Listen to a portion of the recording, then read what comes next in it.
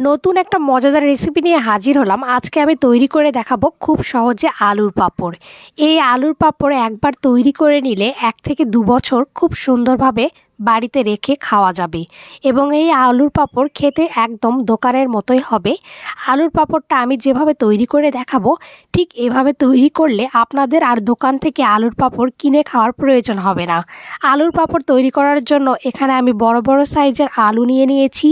প্রথমে আলুগুলোকে খুব সুন্দরভাবে খোসা ছাড়িয়ে নিতে হবে আর আলুগুলো ভালোভাবে ধুয়ে নিতে হবে। আলু যেহেতু মাটির ভেতরে হয়ে থাকে এজন্য এতে অনেক মাটি লেগে থাকতে পারে, এজন্য জল দিয়ে ভালোভাবে ধুয়ে নিতে হবে। এরপর আলুগুলোকে খুব সুন্দরভাবে না মোটা না চিকন এরকম একটা স্লাইস করে কেটে নিতে হবে। আলুর পাঁপড় তৈরি করার সময় অবশ্যই আলুগুলো বড় বড় সাইজের নেওয়ার চেষ্টা করবেন, এতে করে পাঁপড়ের যে স্লাইসগুলো হবে এগুলো বড় বড় হবে, দেখতে সুন্দর লাগবে এবং খেতেও ভালো লাগবে। আলুগুলো এরকমভাবে সবগুলো কেটে নিয়েছি, স্লাইসগুলো আপনাদেরকে দেখাচ্ছি। এগুলো না মোটা না চিকন এরকম করে কেটে নিতে হবে। খুব বেশি মোটাও করা যাবে না আর খুব বেশি চিকনও করা যাবে না। এবার আলুগুলো যে জলে ভিজিয়ে রেখেছিলাম সেখান থেকে খুব সুন্দরভাবে হাত দিয়ে ধুয়ে নিতে হবে এবং একটি বড় ছাঁকনি ডালা নিয়েছি, সেখানে ধুয়ে ধুয়ে পরিষ্কার করে নিতে হবে। এতে করে জলগুলো ভালোভাবে ছেড়ে যাবে এবং আলুগুলো খুব পরিষ্কার করে ধোয়া হয়ে যাবে।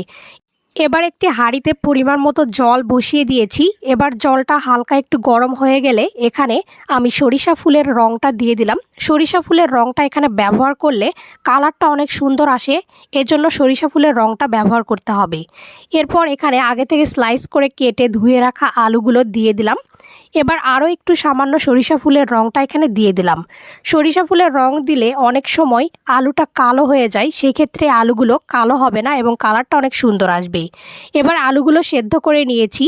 আলুগুলো সেদ্ধ করে নেওয়ার সময় এগুলো খুব বেশি পরিমাণে সেদ্ধ করা যাবে না।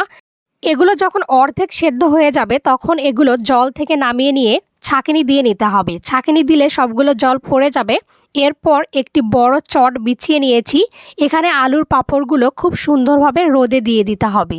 আপনারা চাইলে ছোট থালা বা যে কোনো থালাতেই আলুর পাঁপড়গুলো রোদে দিতে পারবেন। আমি যেহেতু অনেকগুলো আলুর পাঁপড় তৈরি করছি এজন্য একটি বড় চট বিছিয়ে নিয়েছি যাতে সবগুলো পাঁপড় এখানে রোদে দেওয়া যায়। খুব সুন্দরভাবে রোদে দিয়ে এগুলো শুকিয়ে নিতে হবে।